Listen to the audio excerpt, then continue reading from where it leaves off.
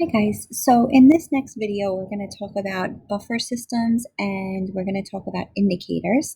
So first let's talk about buffer systems. So if we read the definition, a weak acid, so this is something that doesn't 100% dissociate. So we have some molecules in the solution and some ions because only some of the molecules break apart, is in the presence of its conjugate base. Now when we say conjugate base, let me show you what that looks like. So I'm going to use carbonic acid as an example.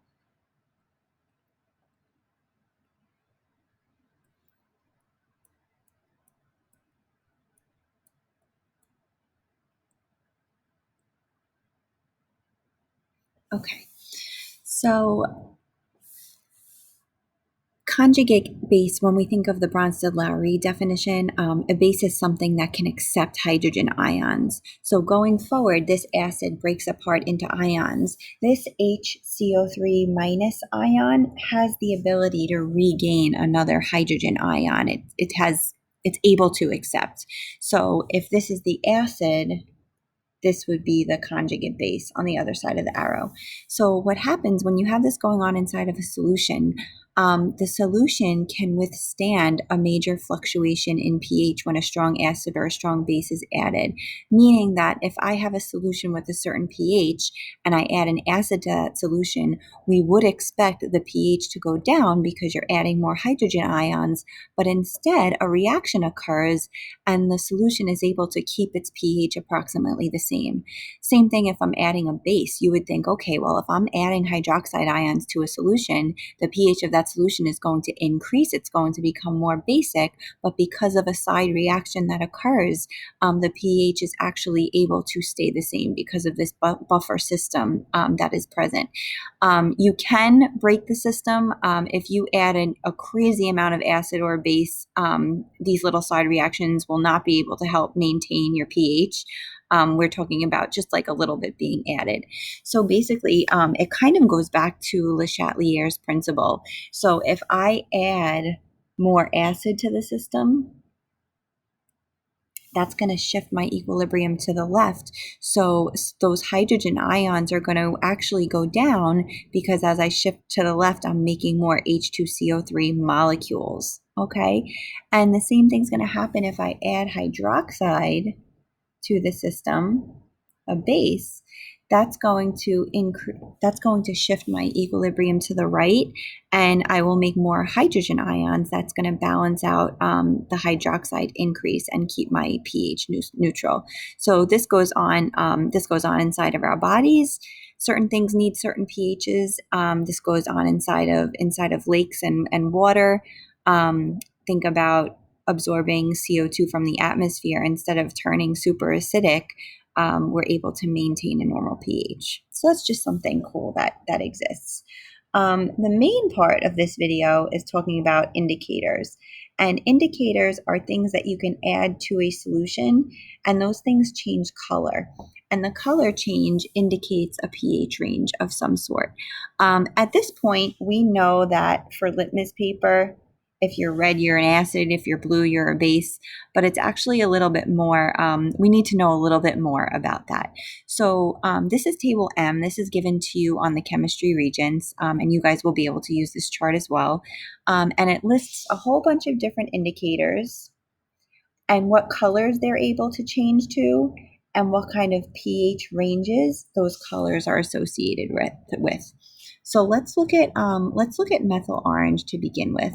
So I wrote here methyl orange 3.1 to 4.4 because if I look at methyl orange right here, the pH range that is written is 3.1 to 4.4 and the color changes red to yellow. So what that means is I want to kind of draw a line between my numbers and I want to draw another line connecting all the words to. So I want to separate my two numbers in my pH range and my two colors. And I'm going to erase everything else so that this is not confusing to see. Okay, so the pH scale can go as low as 0 and as high as 14. So from the first number down to 0, you see the first color. And for the second number, all the way up to 14, you see the second color. That's how you read this chart. So from the first number and below is the first color. And for the second number and everything higher than that, you see the second color. And something really cool can happen where, let's say you get a pH that's right in the middle of the range. So let's say I have something with a pH of 4 and methyl orange's range is 3.1 to 4.4. You want to take the two colors that are given to you and think, okay, if I mix them together, what color am I going to get? I would get orange. So anything below 3.1 would be red, anything above 4.4 would be yellow, something right in the middle would be orange. Let's take a look at Bromthamo blue. That's the second indicator down. Between 0 and 6, I would see yellow. Between 7.6 and 14, I would see blue. If it fell right in the middle, let's say I had something perfectly neutral with a pH of 7, if I mix yellow and blue together, I would get green. Okay, so that's how you read table M. Let's look at a couple examples together. Using thymol blue, so now I want to look at this guy down here. What color of a pH 1 solution? So you want to think, okay, is 1 in my first range or my second range? 1 is in my first range. It's between 0 and 8, so I would pick my first color.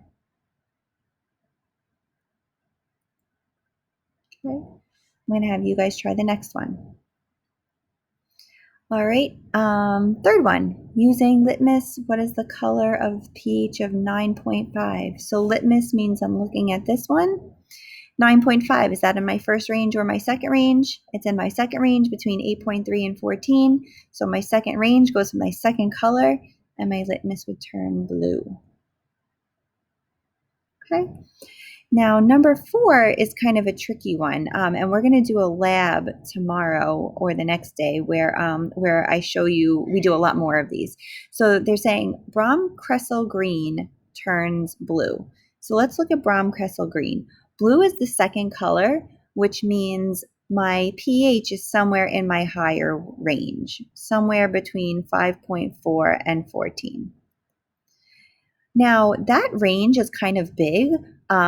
It could be a substance with a pH of 6, that's an acid. It could be 7 neutral. It could be 14 a base. So that range doesn't really help me decide if my substance is acidic or basic. And that happens sometimes. And then using a second indicator is necessary. If thymol blue turns yellow, that's my first color, meaning I'm going with my first range between 0 and 8. So now I want to say, okay, given these two ranges, I want to kind of put them together and say, where does my substance fall? I want to use these two larger ranges and narrow them down. So you want to pick the highest of the first numbers, 5.4, and you want to pick the lowest of the second numbers. And now I have this nice narrowed down range. My substance has to be between 5.4 and 8. Okay, so I'll give you guys one more question, but that's how you use table M, and I will see you tomorrow.